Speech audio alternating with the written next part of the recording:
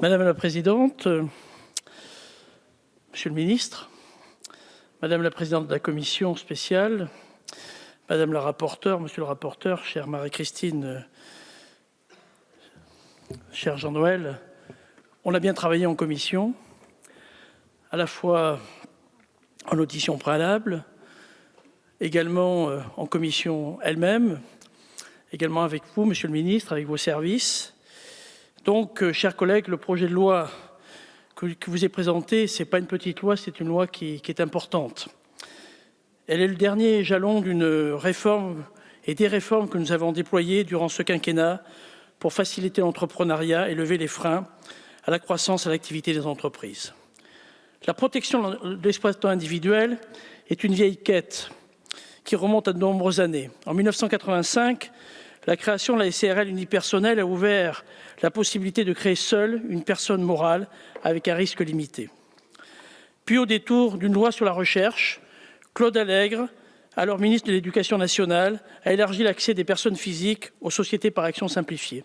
Et ça a été une véritable révolution quand on voit le nombre de SAS actuellement dans le décor juridique. Pour élargir la protection de l'entrepreneur individuel, le régime de l'EIRL a été créé par la loi du 15 juin 2010, lui ouvrant le bénéfice de la séparation des patrimoines, de la protection de la résidence principale et de la procédure de rétablissement personnel. Il faut reconnaître que ça n'a pas été une grande réussite. L'article 1 donc, de ce texte, en créant un statut général de l'entrepreneur individuel et en énonçant la séparation de ses patrimoines, va indiscutablement dans le bon sens. Il constitue cependant un électrochoc juridique en créant un régime légal de la séparation des patrimoines qui porte atteinte au principe d'unicité posé par les articles 2284 et 2285 du Code civil.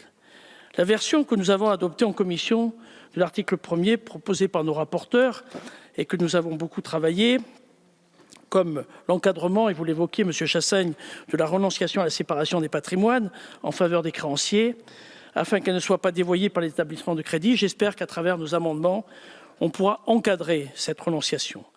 Des améliorations devraient également être apportées à la transmission de l'entreprise individuelle dans le cadre d'une transformation en société. Cependant, je persiste à considérer que la question de la transmission en cas de décès et du sort du patrimoine antérieurement affecté risque de poser des difficultés pratiques et successorales qu'il faudra corriger pour éviter d'obérer les possibilités de reprise de l'activité par un héritier. Même si les amendements qu'on dépose, je pense que ça fera l'objet d'un débat intéressant dans notre hémicycle.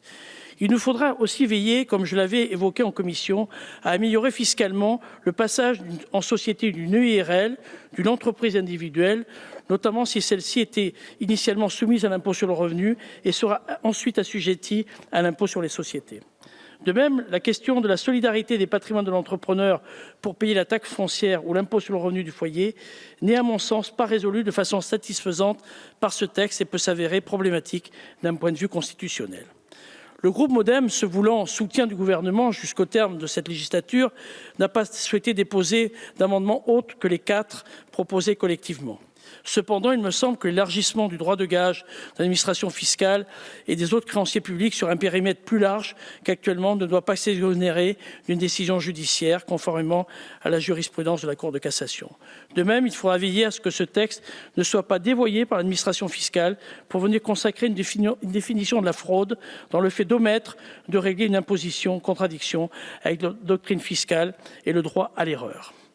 À défaut, nous risquerions de créer un régime à 2 vitesses. Enfin, et c'est une idée que j'ai souvent poussée dans cet hémicycle, mais qui reste néanmoins, et qu'il faudrait qu'il y ait une réflexion, c'est l'allègement de l'imposition en cas de perte de valeur de l'entreprise entre le moment de sa cession et les premières années d'exploitation, le fameux article 151 octies.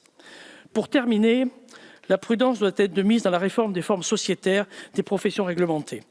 Qu'un amendement, puisqu'on va rétablir l'article 6 de ce texte, laisse subsister quelques doutes sur la financiarisation de ces professions et je pense qu'il faut être excessivement prudent. Tels sont les axes qui guideront la réflexion du groupe MoDem lors de ces débats, lequel soutiendra le gouvernement pour l'adoption de ce texte. Je vous remercie.